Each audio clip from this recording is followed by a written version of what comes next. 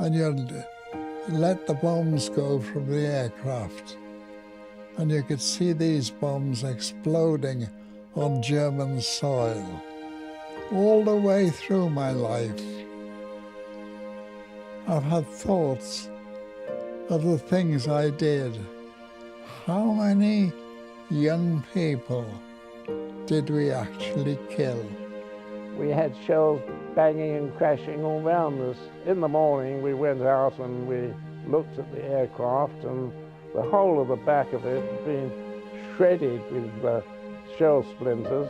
We came back, we assembled in the dining hall, 4 empty tables. Because of the 12 of us, only 8 of us had come back.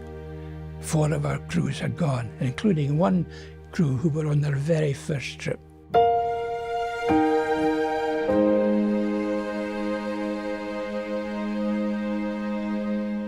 When I was about 19, and I was living near Hampton Court Bridge, a German aircraft came over and lobbed out a bomb, and it landed on the other side of the road to me.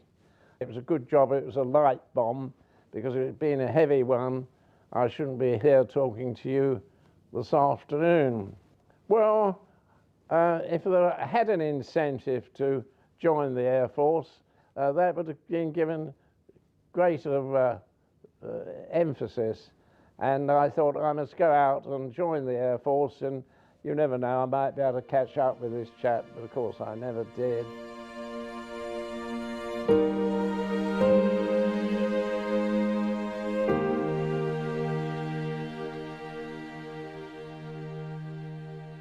When I got to Harrogate, I was interviewed by a board there, and they said, as you've been an instructor, I take it you'd like to go on instructing. And I rather foolishly said, no, sir, I want to get to grips with the enemy. And very quite unaware that the enemy are only too happy to get to grips with me. Anyway, I was then sent to a night fighter training school because I wanted to become a night fighter. And one day, somebody came from Don Bennett's Pathfinder group. He came across and said, if there's anybody here with 1,000 flying hours, I'd like to recruit them into our Bomber Command Night Flight Striking Force. And I thought, well, that's for me. And so I volunteered.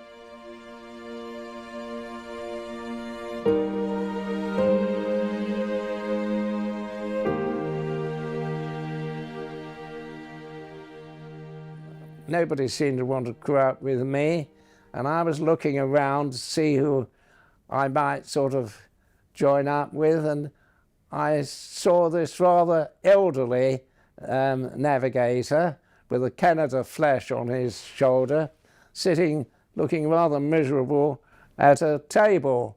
He must have been all of 28, so he's quite an old man. And so I wandered up to him and I said, have you crewed up with anybody? Nope, he said. So I said, what's your experience? And he said to me, well, I've been an instructor, a navigation instructor at Prince Edward Island.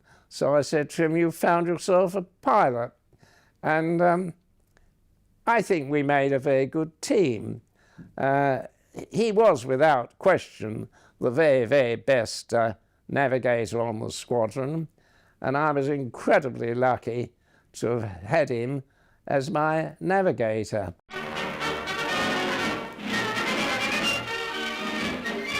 Ticking over on the tarmac, a line of new Mosquitoes ready to display their prowess in the air. The Mosquito is the great aeronautical success of the war. British inventive genius has produced a formidable air weapon with a reputed speed of over 400 miles an hour. Here are pictures to carry in your mind's eye when next you hear of our Mosquitoes having been in action. I think on the 5th raid was on Berlin. Now, Berlin was about the most heavily defended city in the whole of the Third Reich. And if you were going to be shot down, it was most likely to occur there than anywhere else.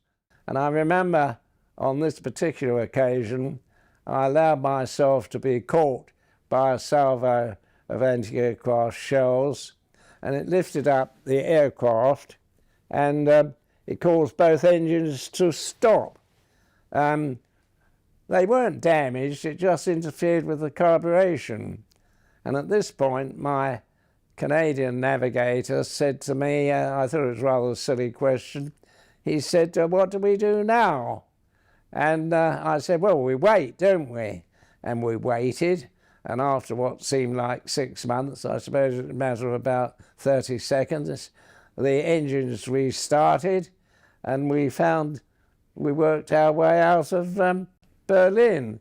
And I turned to him and I said, Doug, you weren't frightened, were you?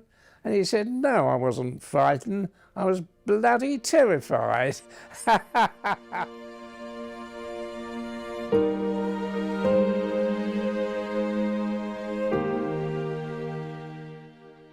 The scariest raid, well, without question, was when I was picked up by a jet fighter.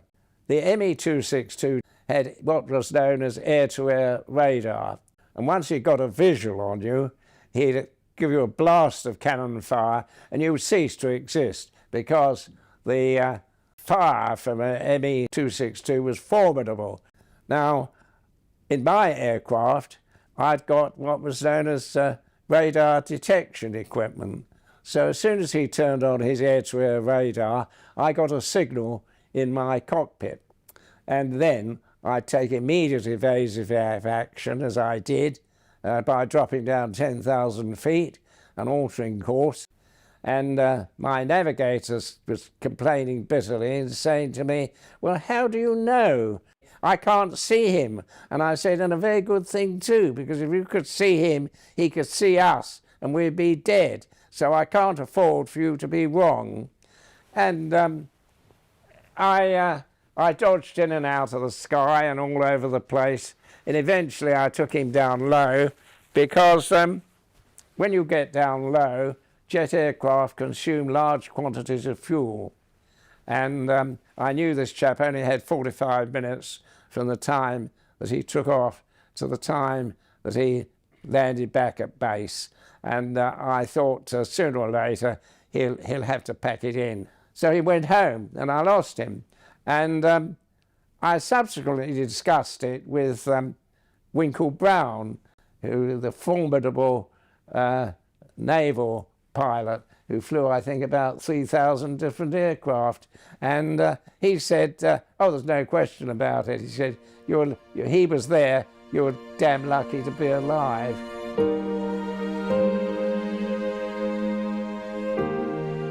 I was working one day in Darlington, and I thought, oh, to pot with this. And I walked across the road to an RAF recruiting office. And I said, I'd like to join the RAF, please. The chap said, very good, sir. Come on in and take all your details. And that was it.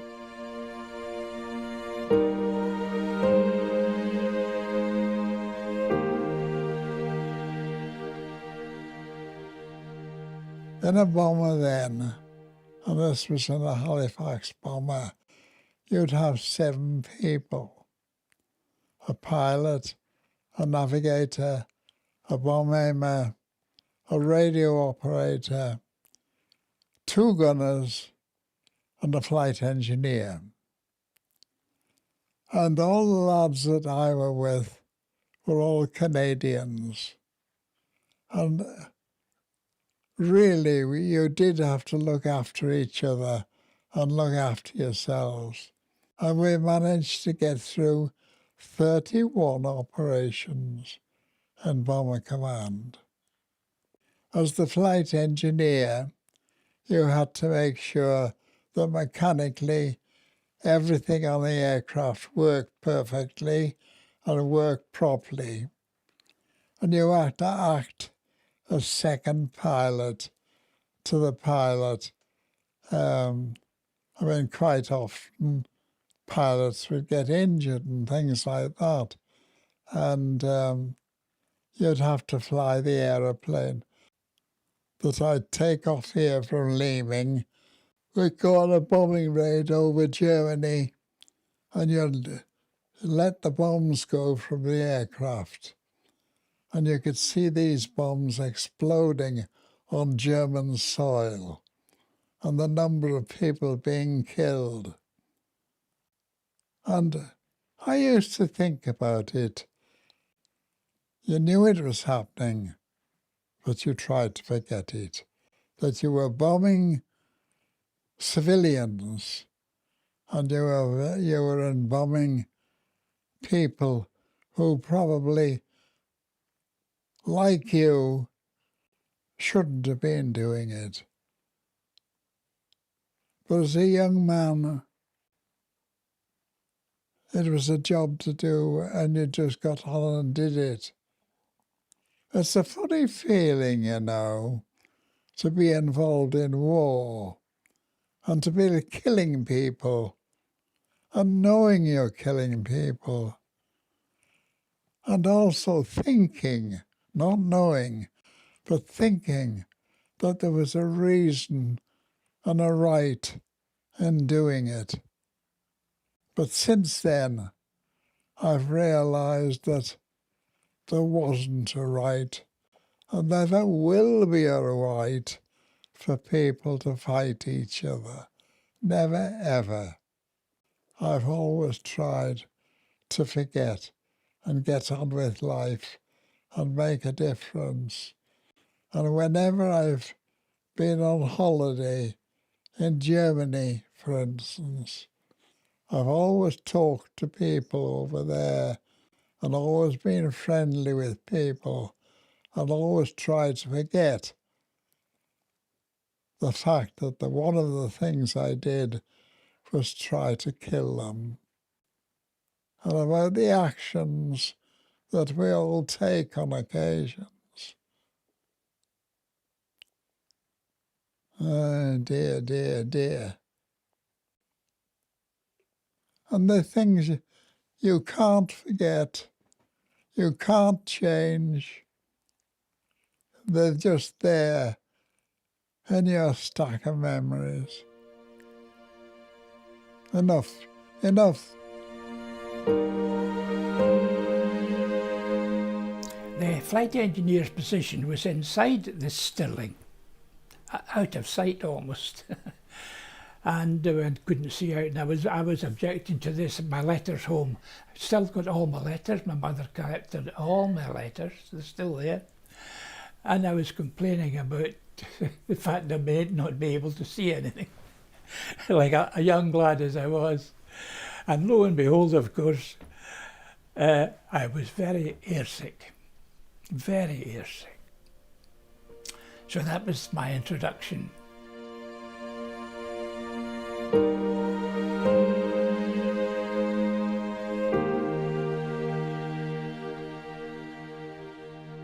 Our very first mission was to a place called Salbris in the middle of France. It was a big ammunition dump and factory. It had been French but taken over by the Germans. And on our first mission, 12 crews were chosen to join the main force, which I now know it numbered about 57 Lancasters, all going to this target. And we were 12. I sat beside the pilot at the front of the aircraft. The control panel in front of us, on one side was all the flying instruments, on my side were all the sort of engine instruments and that sort of thing. And behind me was the control of petrol. I had to control the petrol because we carried an enormous amount of fuel in 6 tanks. And of course there was always a lookout. There were always, between the 7 of us, there were almost 14 eyes looking out, as well as the instruments that we had to help us, you see. I was at the front of the aircraft, of course. I happened to look up, and there was a little flicker of lights. And I shouted, "Combat, starboard bow up," which meant there was a combat between a fighter and a Lancaster. Couldn't see it, but it was up there somewhere. So, right boys, keep your eyes skinned. The gunners would, the mid-upper gunner especially, would whiz his tank out round and focus on it and see if he could see something. And it was just like that. We came back, we assembled in the dining hall, 4 empty tables. Because of the 12 of us, only 8 of us had come back.